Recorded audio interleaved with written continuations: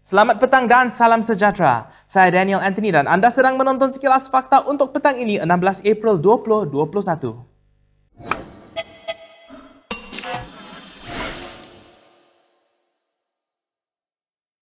Bekas Perdana Menteri Dr. Mahathir Mohamad mengaku tidak tahu mengenai dakwaan suami dan dua anak bekas Gubernur Bank Negara Malaysia Zeti Akhtar Aziz ada menerima wang daripada 1MDB. Ikuti petikan wawancaranya bersama Kini TV. I didn't know. But Zeti performed very well as a banker. As a central banker, he's worldwide. He's well known. I've appointed a very well-known person. Saya tak tahu berkenaan dengan anak dia apa semua tu. Yang itu soal dia lah. Tapi as a banker, he's the best central banker that we have for a long time. Mahathir berkata demikian ketika ditanya jika beliau tahu dakwaan suami Zeti, Taufik Aiman, ada kaitan dengan wang 1MDB ketika melantik bekas Gubernur Bank Negara itu menjadi sebahagian daripada anggota Majlis Penasihat Kerajaan pada 2018. Mengulas lanjut, Mahathir berkata dia memang ada berhubung dengan Zeti sejak Najib Razak masih lagi menjadi Perdana Menteri.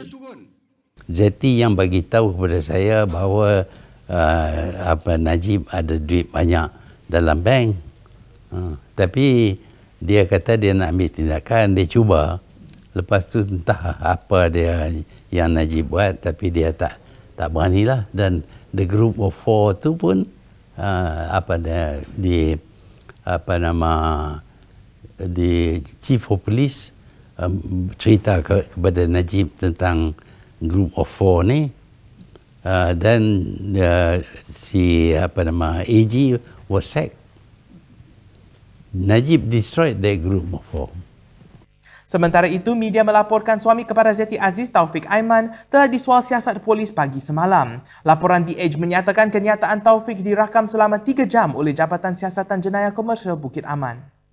Perkara ini disahkan oleh pengarah JSJK Bukit Aman, Zainuddin Yaakob, ketika dihubungi Malaysia Kini petang semalam.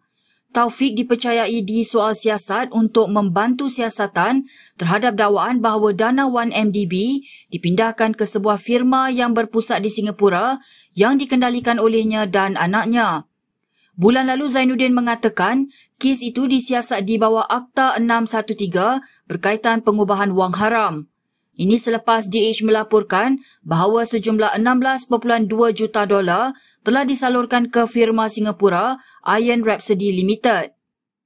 Sekiranya anda menyukai laporan Kini TV, anda boleh menyumbang pada pautan yang kami sertakan di bawah supaya kami boleh menghasilkan kandungan yang lebih berkualiti untuk anda. Berita seterusnya, polis akan memanggil penerbit dan pelakon sebuah video hari raya yang mempromosikan syarikat judi atas talian. Ini selepas satu klip video lagu raya yang mengajak umat Islam berjudi pada bulan Ramadan tular di media sosial. Dalam satu kenyataan, Timbalan Ketua Polis Negara Akril Sani Abdullah Sani berkata, polis akan menyiasat penerbit dan pelakon yang terlibat di bawah Seksyen 504 Kanun Keseksaan dan Akta Rumah Judi Terbuka. Terdahulu tular klip video lagu raya yang mempromosikan judi ketika bulan Ramadan dengan watak lelaki memakai baju Melayu dan perempuan memakai tudung. Sementara itu, Suruhanjaya Komunikasi dan Multimedia Malaysia mengesahkan mereka telah berkomunikasi dengan platform media seperti Facebook, Twitter dan YouTube untuk menurunkan video tersebut. Syed Saddiq Syed Abdul Rahman pada hari ini mempersoalkan lantikan Senator Gwandi Koh Hoi sebagai Timbalan Menteri Persekutuan yang baru. Ini memandangkan Perdana Menteri Muhyiddin Yassin sebelum ini membuat kenyataan kerajaan sudah tidak mempunyai banyak wang. Dalam satu kenyataan, ahli Parlimen Muar itu berkata, ini menunjukkan Perikatan Nasional lebih memikirkan soal politik berbanding rakyat. Terdahulu, Guan yang merupakan Setiausaha Agung Parti Star mengangkat sumpah jawatan sebagai Timbalan Menteri Pelancongan hari ini. Sebelum ini, jawatan itu disandang Presiden parti itu, Jeffrey Kittingan, yang meletak jawatan apabila dilantik sebagai Timbalan Ketua Menteri Sabah tahun lalu. Mengulas lanjut, Syed Saddiq berkata, ada sejumlah janji kerajaan yang belum dilaksanakan sepenuhnya seperti pemberian komputer riba dan bantuan e-dompet kepada pelajar.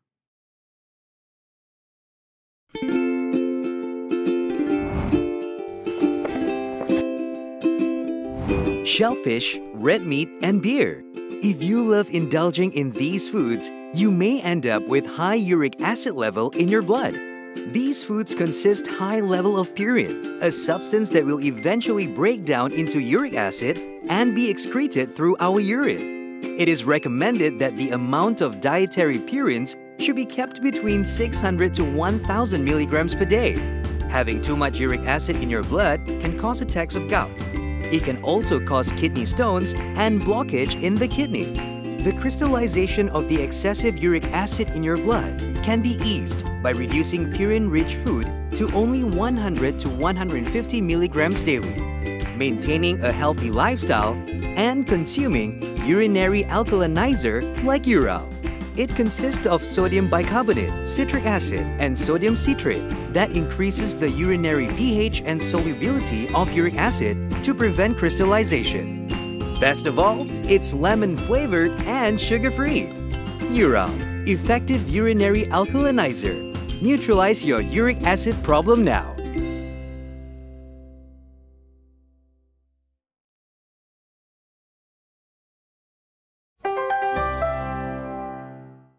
Gara-gara kecewa dengan Kerajaan Perikatan Nasional, pengguna laman Twitter mula mewujudkan tanda pagar ataupun hashtag kerajaan gagal. Tanda pagar itu sohor kini bermula awal pagi dan setakat 5 petang tadi, lebih 70,000 ciapan dapat dilihat menerusi tanda pagar tersebut. Perkembangan itu hadir ketika kes harian COVID-19 kekal 4 digit sejak bermulanya gelombang ketiga tahun lalu yang dikaitkan dengan pilihan raya negeri Sabah. Peningkatan kes turut membangkitkan kemarahan kerana ia menghalang masyarakat untuk pulang ke kampung menyambut Hari Raya Aidilfitri bersama keluarga.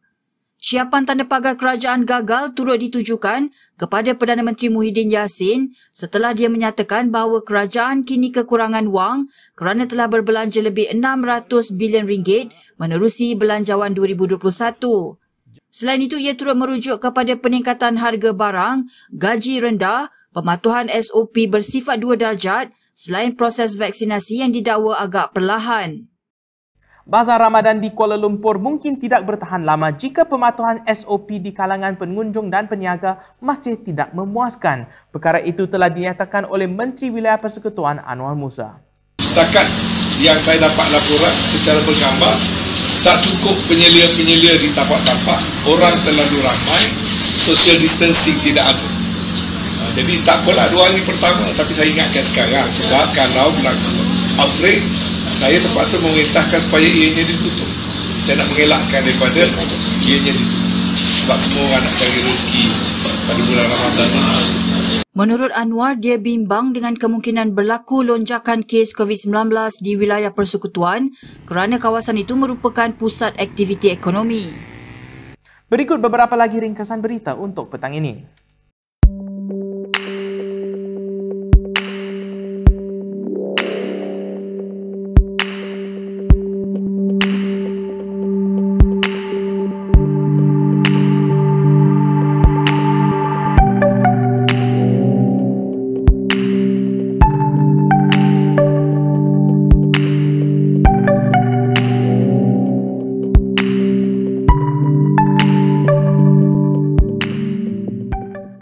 Baiklah, sekian sahaja daripada saya, Daniel Anthony, untuk sekilas fakta. Untuk lebih banyak berita, anda boleh melayari kinitv.com. Anda juga boleh mengikuti kami di media sosial di Instagram, YouTube, Facebook dan juga di Twitter.